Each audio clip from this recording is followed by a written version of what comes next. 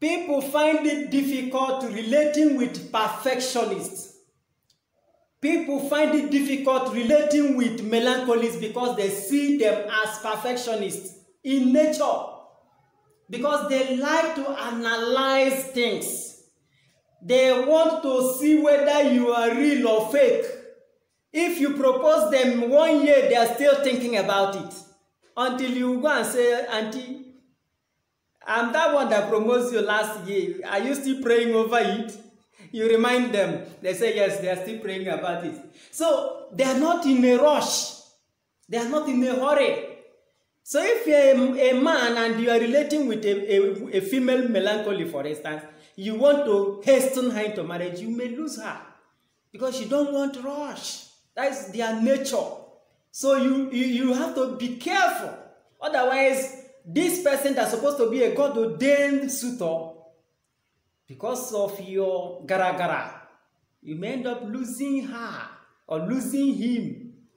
So you need to understand that they have the strong perfectionist tendencies. And another thing you need to understand about the melancholy is that they have mood changes.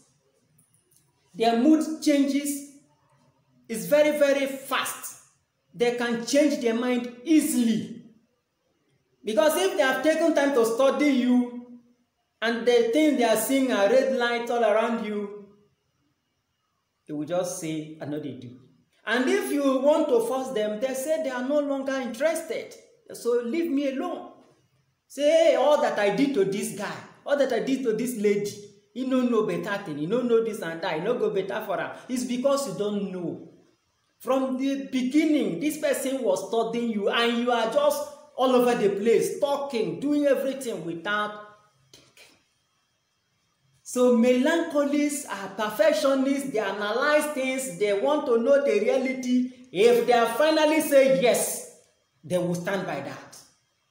Because they don't want to say yes in the morning and in the afternoon they have changed their mind. So they have this issue of mood swing, just like some women when they get belay, they say the woman has a mood swing. But melancholy also do have issues with mood swing. Sometimes they become depressed because too much thinking and because of too much sad, they do dwell in the past so much. So that may lead them into depression. So these are some of the characteristics of a melancholy. They don't fall into relationship easily. They don't make friends easily. But if they finally chose you as a friend, they are dependable friends. They are very reliable friends. They will be like, what's the name of this lady in the Bible? Ruth. He said, if I will go with you, your people will be my people, your God will be my God, so wherever you die, now there I go die also. There can only be a statement of a melancholy. They have made their mind and they want to follow you. See some of our guys that will leave Nigeria and go to faraway country, and coming back, you see someone that will say, I want to be a Nigerian because of you. Probably that lady or that guy is a melancholy. They have taken their time to study maybe the nature of your people and also see you behaving the same way they want the friend they want to their friends to be. Then they say, we'll go with you. I will die where you die, and that is where they bury me. So that is melancholy for you. Very dependable. They don't make friends easily, but if they make one, they want to rely with you, to be with you. Now, the difference between a melancholy and a choleric.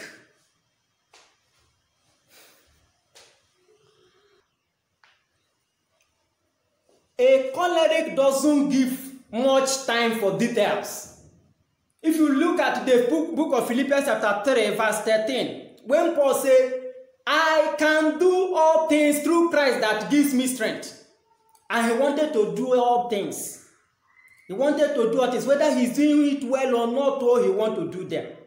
But a melancholy will take his time to study that thing before going into it. You remember when Christ came he spent from day one. Even when the Bible said in the book of Matthew chapter 1, if you read verse 21 down, that he will be called Jesus Christ because he will save his people. He know he came for salvation. But he did not start from day one.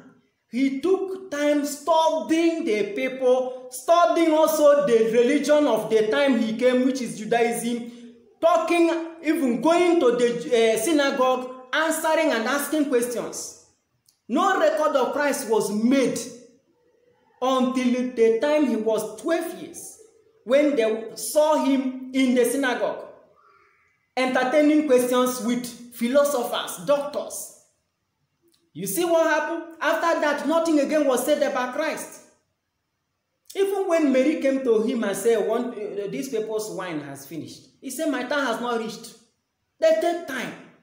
You don't rush them. He performed that miracle because the mother, because my mother insisted. But after that, nothing again. For 18 good years, Christ did not show again in public.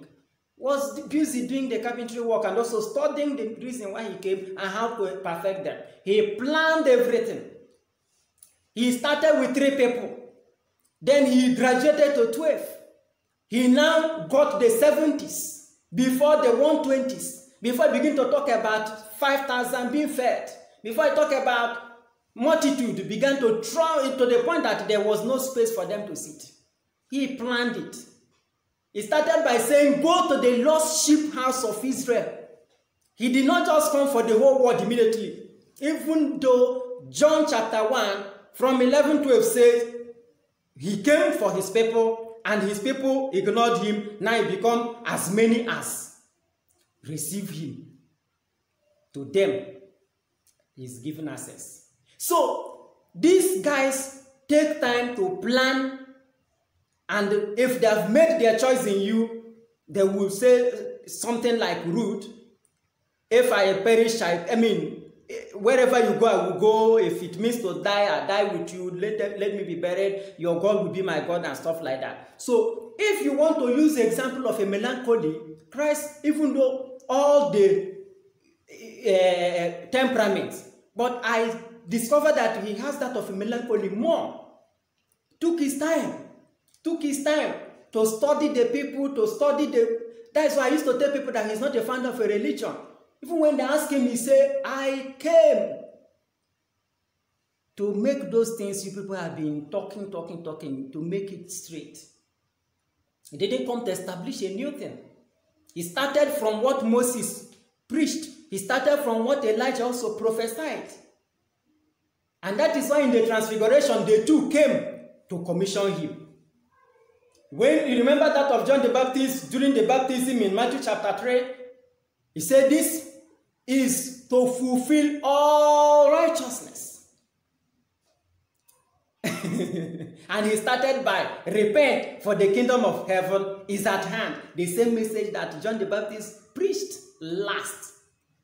So, melancholies don't rush things in life because they want details. And when they got that details, they will make their choice. And when they finally make their choice in you, nothing will remove them from that. Nothing. Cornelius will enter, and if the thing did not work well, he will come out. And he might have wasted money, might have wasted resources, might have wasted time. But melancholy will take his time to study it before he now go in.